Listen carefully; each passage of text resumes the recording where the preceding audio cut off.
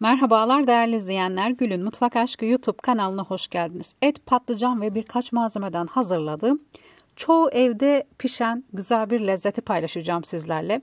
Rahmetli teyzem çok pişirirdi bu tarifi. Genellikle kıymalısı tercih edilir. Her zaman o etle pişirirdi ve ben çok beğenirdim. Bugün aklıma geldi, Allah rahmet eylesin, nur içinde yatsın. Ben de etle pişirmek istedim. Umuyorum ki sizlere de fikir olur. Daha önce böyle denemediyseniz bir de bu şekilde deneyin derim patlıcanı.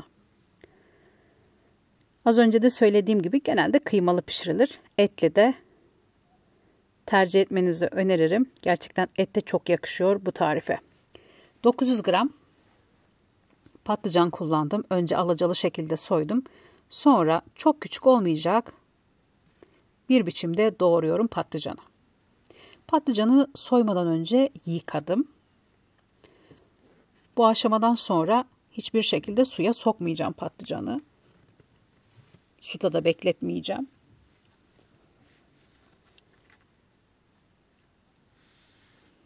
Patlıcanları doğrayıp üzerine bir yemek kaşığı toz şeker ekledim. Toz şeker hem patlıcanın kararmasını önlüyor, hem yağ çekmiyor patlıcan, hem de acısı varsa acısını önleyen bir püf noktası patlıcana atılan bir yemek kaşığı toz şeker. Tabii ki patlıcan miktarına göre toz şeker miktarı azaltılıp çoğaltılabilir. Bunu belirteyim. Görüyorsunuz 5 dakika beklettim. Toz şekerin içerisinde hiçbir şekilde patlıcan kararmadı. Bunu da buradan sizlere gösteriyorum. Yağ içerisine atarken yeni doğranmış gibi. Kızaran patlıcanları bir havlu peçete üzerine alıyorum. Daha iyi yağı çeksin diye.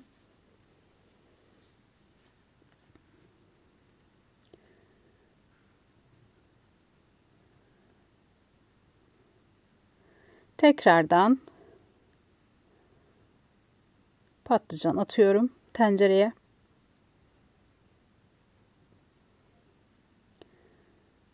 Kızaran patlıcanları alıyorum.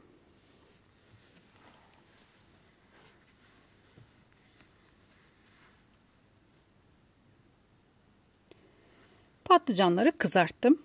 Tarif içerisinde kullanmış olduğum 2 tane patatesi kızartarak kullanacağım. Önce patatesi birkaç parçaya bölüp sonra küp küp doğruyorum.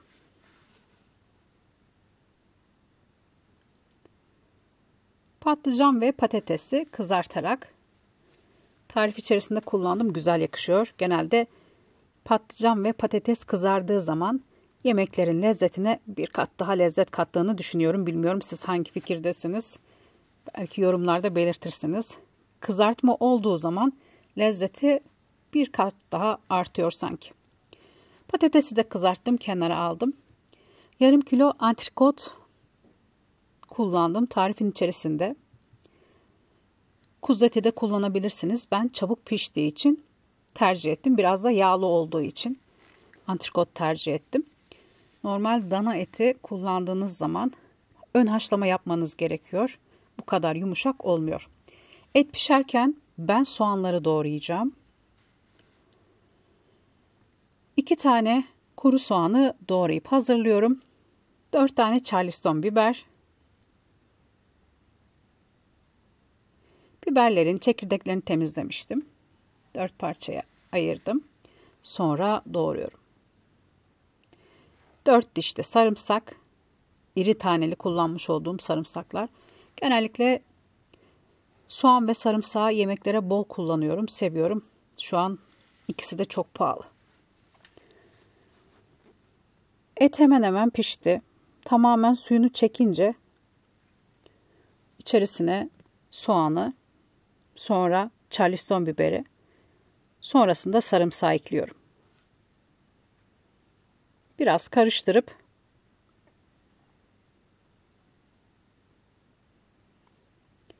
çok az yağ kullandım bu aşamada.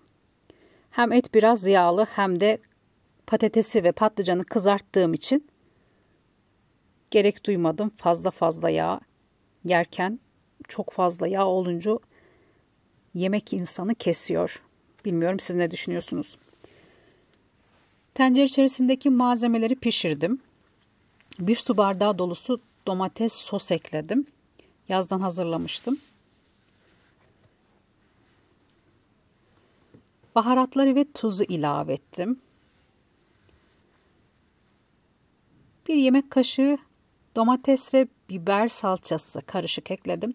Baharat olarak kimyon, karabiber, pul biber, toz kırmızı biber ekledim. Tuz miktarını ve baharat miktarını kontrollü ekleyin. Benim eklediğim baharat miktarı ve tuz miktarı belki sizlere fazla gelebilir. Ben yemekleri acı seviyorum.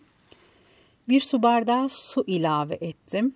Bu aşamada 5 dakika kısık ateşte biraz sos kıvamını alsın diye eklediğim suyu kaynamasını bekledim. Sonra bu aşamada kısıyorum ve 5 dakika bu aşamada kaynıyor.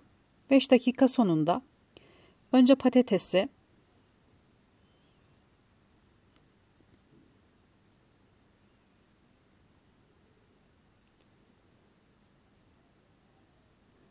sonrasında patlıcanı alıyorum tencereye.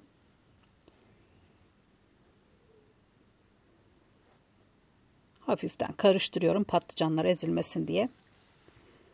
Tahta kaşık ezer diye bu aşamada bir spatula kullanıyorum.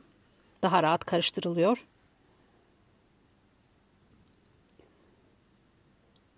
Ocağın altını kısacağım. Tüm lezzetlerin birbirine karışmasını bekleyeceğim. Yaklaşık 10 dakika daha sonrasında pişirmiş olduğum patatesi ve patlıcanı ekledikten sonra 10 dakika pişirmiş olduğum tarifi ocaktan aldığım sıcak sıcak şöyle bir alt üst karıştırıyorum ve servis tabağına.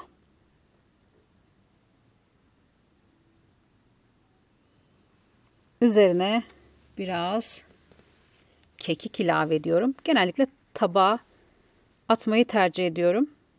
Kekik biraz acısı piştikçe belirginleşen bir baharat. O yüzden kendi tabağıma ekledim. Üzerine biraz maydanoz ilave ettim ve tarifin son hali afiyetle yedim. Hepinizin pratik bir şekilde hazırlayacağı bir lezzeti daha dilimin döndüğü kadar sizlerle paylaştım.